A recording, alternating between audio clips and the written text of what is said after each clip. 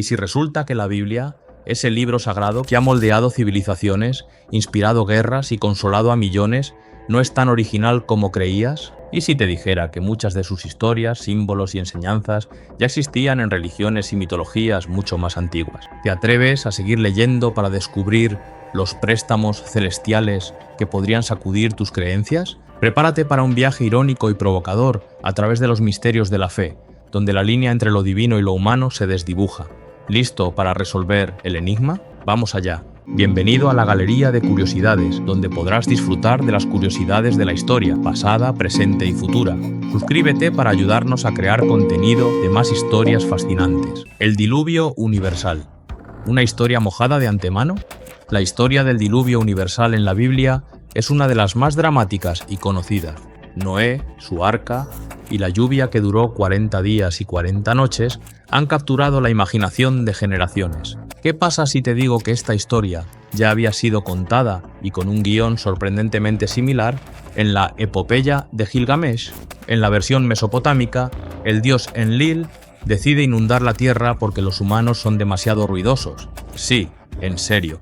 Utnapishtim, el héroe de esta historia, recibe instrucciones de construir un barco para salvar a su familia y a los animales. Después del diluvio, Utnapishtim libera una paloma, una golondrina y un cuervo para comprobar si las aguas han bajado. ¿Te suena familiar? Incluso el detalle de ofrecer un sacrificio a los dioses después del diluvio está presente en ambas historias. ¿Qué significa esto? ¿El dios hebreo plagió a los dioses mesopotámicos? No necesariamente. Lo más probable es que el relato del diluvio fuera una historia popular en el antiguo Oriente Próximo, transmitida oralmente y adaptada por diferentes culturas. ¿No es irónico que una de las historias más sagradas del cristianismo tenga un predecesor pagano? Además, hay otras versiones del diluvio en diferentes culturas. En la mitología hindú, Manu es advertido por un pez, una encarnación del dios Vishnu, sobre un diluvio inminente y construye un barco para salvarse. En la mitología griega, Deucalión y Pirra sobreviven a un diluvio enviado por Zeus. ¿Será que el diluvio universal es una metáfora universal para el caos y el renacimiento? ¿O simplemente una forma de explicar las inundaciones que afectaron a muchas civilizaciones antiguas? ¿El jardín del Edén, un paraíso prestado? El jardín del Edén es el escenario perfecto para la primera gran metedura de pata de la humanidad. Adán, Eva, la serpiente y el fruto prohibido. ¿Y si te dijera que este paraíso terrenal tiene sus raíces en mitologías mucho más antiguas? En la tradición sumeria, el dios Enki crea un jardín llamado Dilmun, descrito como un lugar puro, brillante y sin enfermedad ni muerte.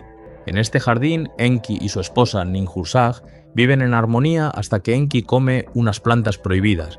Sí, otra vez la comida prohibida. Como castigo, Ninhursag lo maldice, pero luego lo cura.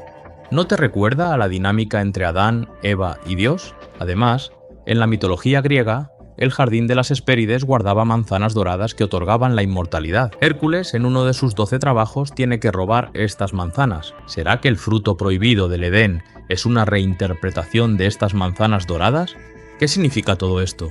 ¿Que el Edén es simplemente una versión judía de un mito sumerio? Lo más probable es que la idea de un paraíso perdido sea una metáfora universal para la inocencia perdida y la caída de la humanidad. ¿No es curioso que tantas culturas tengan una versión de este mito? ¿Será que todos añoramos un tiempo en el que no teníamos que pagar impuestos? ¿O que en el fondo queremos pasar nuestros días tumbados en un jardín idílico?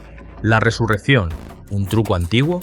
La resurrección de Jesús es el evento central del cristianismo, pero la idea de un Dios que muere y resucita no es exclusiva de la Biblia. En el antiguo Egipto, Osiris, el dios de la muerte y la resurrección, fue asesinado por su hermano Set, quien lo descuartizó y esparció sus partes por todo Egipto. Isis, su esposa, logra reunir las partes y con la ayuda de la magia lo revive. Osiris se convierte entonces en el señor del inframundo, simbolizando la vida después de la muerte. En la mitología griega, Dionisio, el dios del vino, también experimenta una muerte y resurrección. Según algunas versiones, fue desmembrado por los titanes y luego revivido por su abuela, Rea. Incluso en la tradición hindú, Krishna muere y resucita en varias ocasiones, simbolizando el ciclo eterno de la vida y la muerte.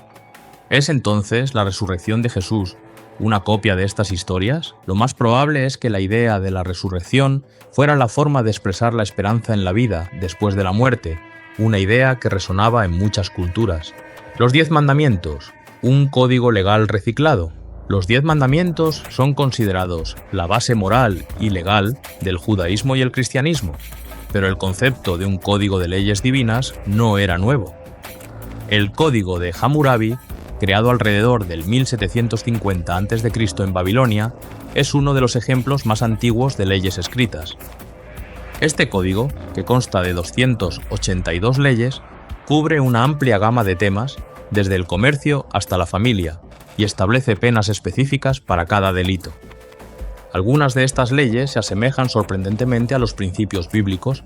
Por ejemplo, la ley del ojo por ojo aparece tanto en el Código de Hammurabi como en el Antiguo Testamento. Además, el Código de Hammurabi incluye leyes sobre la forma de tratar a los esclavos, el robo y el falso testimonio, temas que también aparecen en los 10 mandamientos. ¿Significa esto que Moisés simplemente copió el trabajo de Hammurabi? Lo más probable es que ambos códigos reflejen las normas sociales y legales de su tiempo, pero es curioso que las leyes divinas tengan tanto en común con las leyes humanas.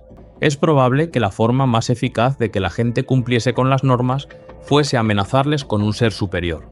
El Mesías, ¿un salvador recurrente?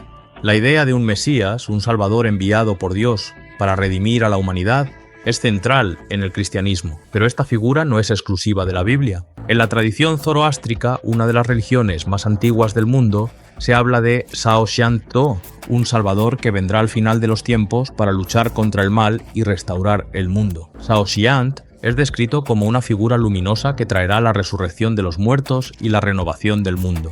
En la mitología griega, Prometeo es visto como un salvador que roba el fuego de los dioses para dárselo a la humanidad, simbolizando la lucha por la libertad y el conocimiento. Incluso en la tradición hindú, Krishna es considerado un avatar de Vishnu, enviado para restaurar el orden cósmico. ¿Qué significa esto? ¿Fue Jesús el último en una larga lista de salvadores? Lo más probable es que la idea de un salvador fuera una forma poderosa de expresar la esperanza en un futuro mejor, una idea que resonaba en muchas culturas. ¿No es curioso que tantos salvadores hayan tenido que sufrir para salvar a la humanidad? ¿Será que el sacrificio es el precio de la redención? ¿O simplemente representa las bases del habitual camino del héroe, presente incluso en las películas de Hollywood? Después de este recorrido, queda claro que muchas de las historias y conceptos que aparecen en la Biblia ya existían en religiones y mitologías anteriores. ¿Significa esto que la Biblia es un simple plagio? No necesariamente. Lo más probable es que estas historias fueran parte de un patrimonio cultural compartido, adaptado y reinterpretado por diferentes culturas a lo largo del tiempo. Después de todo, las grandes preguntas sobre la vida, la muerte, el bien y el mal son universales, y cada cultura ha intentado responderlas a su manera. ¿Y si la verdad es aún más provocadora? ¿Y si todas estas historias son simplemente reflejos de nuestra propia humanidad, de nuestros miedos, esperanzas y sueños? Al final resulta que todos los seres humanos del mundo y en las distintas fases de la historia hemos tenido más cosas en común que diferencias. ¿En serio? ¿Merece la pena pelearnos y matarnos por nuestros distintos enfoques de cosas parecidas? Si disfrutaste de esta fascinante historia, te invitamos a suscribirte a nuestro canal para más contenido interesante. No olvides dar like y compartir este vídeo con amigos que también puedan apreciar las curiosidades de la historia que hemos descubierto juntos. Gracias por acompañarnos en este viaje.